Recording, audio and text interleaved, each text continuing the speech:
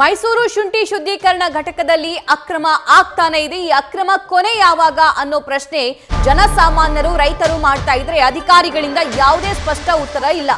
ಬೆಳಗ್ಗೆ ವೇಳೆ ಬಂದ್ ಮಾಡ್ತಾರೆ ನೀರು ಹರಿಸೋದನ್ನ, ರಾತ್ರಿ ವೇಳೆ ಮಾತ್ರ ಕಾರ್ಯಾಚರಣೆಯನ್ನ ಶುರು ಮಾಡಿರ್ತಾರೆ. ಶುಂಠಿ ಶುದ್ಧೀಕರಣದ ಬಳಿ ಸಾಲುಗಟ್ಟಿ ನಿಂತಿದ್ದಾವೆ ಲಾರಿಗಳು.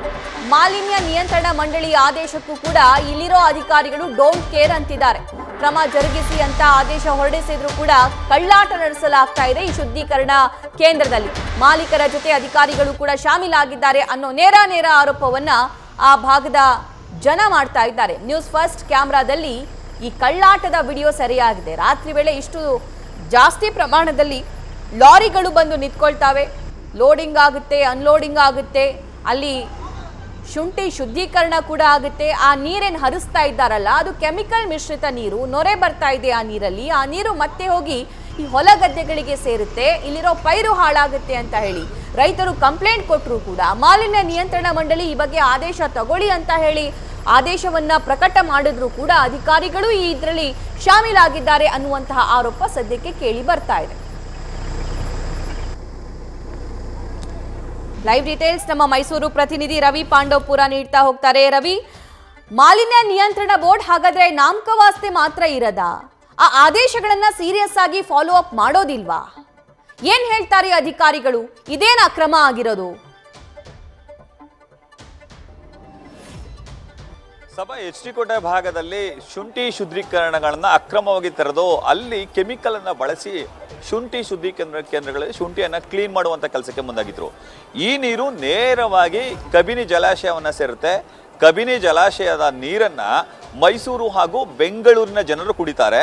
ಹಾಗಾಗಿ ಈ ಕಲುಷಿತ ನೀರನ್ನು ಕುಡಿದ್ರೆ ಮುಂದೆ ಅಪಾಯ ಕಟ್ಟಿಟ್ಟ ಬುತ್ತಿ ಅಂತೇಳಿ ನ್ಯೂಸ್ ಫಸ್ಟ್ ವರದಿಯನ್ನ ಬಿತ್ತರಿಸುವಂತಹ ಕೆಲಸಕ್ಕೆ ಮುಂದಾಗಿತ್ತು.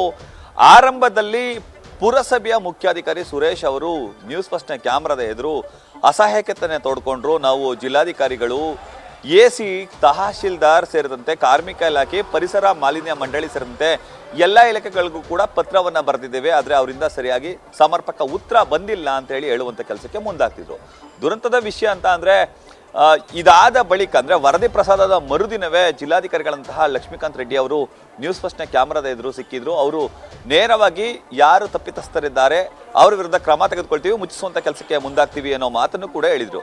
ಇದಾದ ಮರುದಿನಕ್ಕೆ ಪರಿಸರ ಮಾಲಿನ್ಯ ಮಂಡಳಿಯಿಂದ 7 ದಿನಗಳ ಒಳಗಾಗಿ ಅವುಗಳನ್ನು ತೆರವು ಮಾಡಬೇಕು ಅಂತ ಹೇಳಿ ಸ್ಪಷ್ಟವಾಗಿ ಆದೇಶವನ್ನ ಮಾಡಿದ್ರು. ಅದನ್ನ ಪುರಸಭೆಯ ಅಧಿಕಾರಿಗಳು ಕ್ರಮ ತೆಗೆದುಕೊಳ್ಬೇಕು ಅಂತ ಹೇಳಿ ಹೇಳುವಂತ ಕೆಲಸಕ್ಕೆ ಮುಂದಾಗಿದ್ರು. ಅದಾದ 15 ದಿನ ಆದ್ರೂ ಕೂಡ ಯಾವುದೇ ಕ್ರಮ ಆಗಿಲ್ಲ.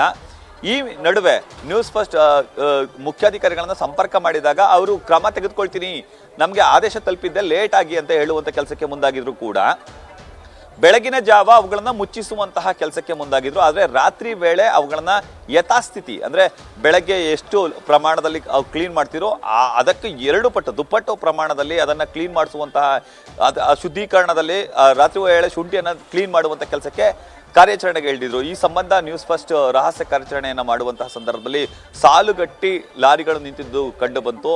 ಇದ್ರ ಜೊತೆಗೆ ಮುಖ್ಯಾಧಿಕಾರಿಗಳು ಅವರ ಜೊತೆ ಶಾಮೀಲಾಗಿದ್ದಾರೆ ಅನ್ನೋ ಮಾತುಗಳನ್ನ ಪುರಸಭೆಯ ಸದಸ್ಯರುಗಳೇ ಈಗ ಆರೋಪ ಮಾಡ್ತಿರೋದು, ಮತ್ತೆ ಸ್ಥಳೀಯ ಜನರು ಕೂಡ ಆರೋಪವನ್ನ ಮಾಡ್ತಿದ್ದಾರೆ. ನಾವು ಹೇಳಿದ್ರು ಕೂಡ ಯಾರು ಕೂಡ ಕ್ರಮ ತೆಗೆದುಕೊಳ್ತಿಲ್ಲ ಅಂತೇಳಿ ಪುರಸಭೆಯ ಸದಸ್ಯರೇ ಅಳಲನ್ನ ತೋಡ್ಕೊಳ್ತಿದ್ದಾರೆ. ಸಭೆಯಲ್ಲಿ ಕೂಡ ಈ ಕುರಿತು ಚರ್ಚೆಯನ್ನ ಮಾಡಿದ್ರು ಕೂಡ ಅಂತ ಹೇಳ್ತಾರೆ. ಆದ್ರೆ ಅದಾದ ಬಳಿಕ ಯಾರು ಕೂಡ ಅದಕ್ಕೆ ಸಕಾರಾತ್ಮಕವಾಗಿ ಸ್ಪಂದಿಸ್ತಿಲ್ಲ. ಪುರಸಭೆಯ ಮುಖ್ಯಾಧಿಕಾರಿ ಕ್ರಮ ತೆಗೆದುಕೊಳ್ಬೇಕಿತ್ತು, ಆದ್ರೂ ಕೂಡ ಅವರು ಕಳ್ಳಾಟವನ್ನ ಆಡ್ತಿದ್ದಾರೆ ಅಂತ ಹೇಳಿ ನೇರವಾಗಿ ಆರೋಪ ಮಾಡುವಂತ ಕೆಲಸಕ್ಕೆ ಪುರಸಭೆ ಸದಸ್ಯರುಗಳು ಮುಂದಾಗ್ತಿದ್ದಾರೆ. ಇದ್ರ ಜೊತೆಗೆ ಕಬಿನಿಯ ಕೂಗು ಕೇಳಿ ಬರ್ತಿದೆ. ಪರಿಸರವಾದಿಗಳಲ್ಲೂ ಕೂಡ ಆತಂಕವನ್ನ ವ್ಯಕ್ತಪಡಿಸಿದ್ದಾರೆ. ಮುಂದಿನ ದಿನಗಳಲ್ಲಿ ಇದೇ ರೀತಿಯ ಕ್ರಮವನ್ನ ಜರುಗಿಸಿದ್ರೆ ಹೋರಾಟವನ್ನ ಮಾಡ್ತೀವಿ ಅಂತ ಹೇಳಿ ಪರಿಸರವಾದಿಗಳು ಕೂಡ ಎಚ್ಚರಿಕೆ ನೀಡುವಂತ ಕೆಲಸಕ್ಕೆ ಮುಂದಾಗ್ತಿದ್ದಾರೆ.